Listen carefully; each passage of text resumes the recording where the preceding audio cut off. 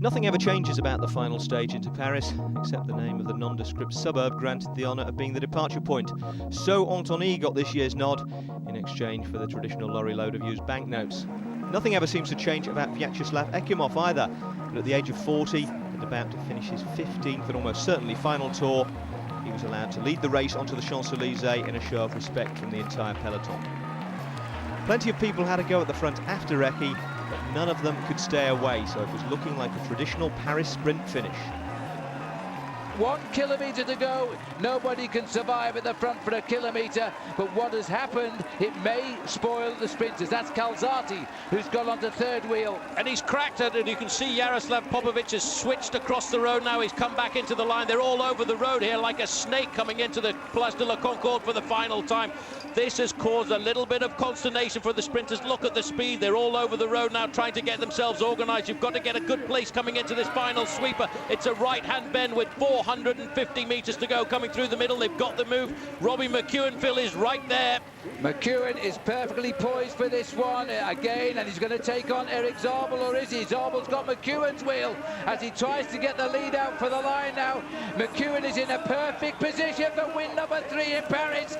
Nobody gets across this man. Hushoff chases him hard.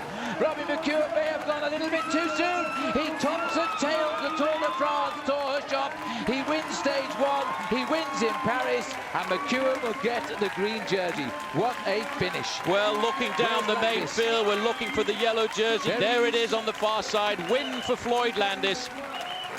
So as Landis crosses the line, he was congratulated by his team. McEwen was forced to lead out a little bit earlier than he thought here, but Thor Hushoff, the man who lost his chance in the opening week of retaining the green jersey, comes by with a super sprint finish in the end. Really, at that stage, McEwen should have won. It was too soon to launch, and in fact, Hushoff was simply brilliant. He tops and tails the Tour with a win at both ends. Well, I told you a little bit earlier on, Phil, you have to be very careful with the sprint on the Champs-Élysées. The excitement, the nerves of the last day, being on one of the most beautiful avenues in the world. If you start the sprint too soon, you will always fail down towards the end. Thor Hushoff knew that. He got it just right. He did. Some symmetry at last for a chaotic race. The first day prologue winner bookending the Tour with a win on the final day. Robbie McEwen got his timing wrong for once. Stuart O'Grady, Eric Zabel, Luca Paolini and Samuel Dumoulin rounded out the top 6. Behind them, there was a split in the field. Oscar Pereira was on the right side of it in 22nd place. Floyd Landis in 69th wasn't, although at 2 seconds, it was hardly race-changing. 27 seconds back were David Miller and Bradley Wiggins. Stefano Garzelli had a miserable final stage, finishing on his own 2 minutes 10 behind the winner. Well, when we saw him on the ground with blood on his yellow jersey on stage 1, we thought Thor Hushoff might have to abandon, but he stuck it out and was justly rewarded. Robbie McEwen, though, won the sprinters' battle overall, and he kicked off the Champs-Élysées Children's Beauty Pageant with what's turning into a regular appearance for Ewan McEwen, who'll soon be old enough to realise he's been given a name that rhymes. McEwen Sr. spoke to Net. Robbie, your 3rd green jersey, your best? I don't know. I haven't sat down and compared them, but it's really satisfying to win green. I mean, I've known for a couple of days it's been wrapped up, and I just had to make it across the line. So I've been concentrating on this last stage, but maybe I concentrated too much, and I didn't have the legs to beat Thor today. What went wrong today? Did you go a bit early? Yeah, a little bit. When I look back at it, I went a little bit too early, and when you go early and you're not quite as good as you thought you were, then you know, there's always someone there to take advantage of that, and Thor was very, very strong.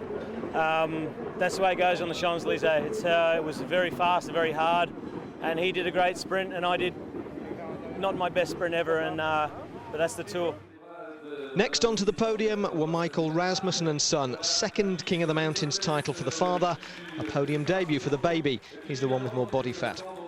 Damiano Cunego broke the sequence by going up to take the white jersey on his own. And as best young rider, I suppose he could have taken his dad. The best team prize, based on the times of their top 3 riders, went to T-Mobile. They certainly won no tactical awards. Last up was the top of the bill, Floyd Landis ensuring that the Star-Spangled Banner would get its 8th consecutive airing on the Champs-Élysées. There's a look at the final Tour standings. Landis's winning margin over Oscar Pereira cut to 57 seconds in the end, thanks to that split in the field on the final stage. Andreas Klöden's time didn't change. He was 3rd at 1 minute 29. Carlos Sastre 4th. Cadel Evans 5th. and Denis Menchov 6th, all as they were at the start of the day. The best young rider, Damiano Cunego, finished a creditable 12th overall. Michael Rasmussen, the King of the Mountains, was 18th. David Miller in his first race for 2 years, 59th. Robbie McEwen, 116th, not that he could have cared less about that. Bradley Wiggins, 124th on his Tour debut. And last man of the 139 who finished was Robbie McEwen's Belgian teammate Wim van Sevenant. Well, having gone up once to take the yellow jersey, Floyd Landis returned with Oscar Pereiro and Andreas Verden for the traditional podium shot. The final photographic evidence of the Tour's 1-2-3. It sets the seal on the race and consigns it to history. Except, as everyone knows, this race refused to go, quietly anyway. 3 days after the ceremonials on the Champs-Élysées came news that Floyd Landis had failed a drugs test. The substance was testosterone, the stage inevitably 17.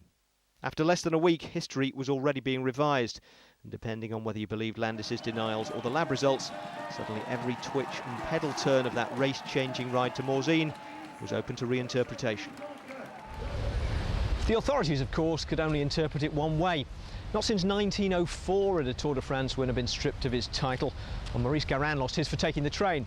A difficult charge to deny, and not one that usually requires carbon isotope testing of a B sample. So Floyd Landis, the third American to win the Tour, became the first man in history to be stripped of his title because of a positive drug test. That left Oscar Pereiro as a sort of winner by postal ballot, claiming victory from his living room in Spain instead of the top step of the podium in Paris, and left the rest of us feeling as though we'd paid good money to watch a movie with a false ending.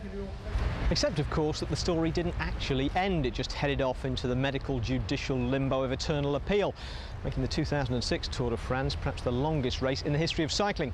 And it's history that'll eventually tell us whether this was the year the Tour finally started to conquer cycling's drug problem, or the other way around.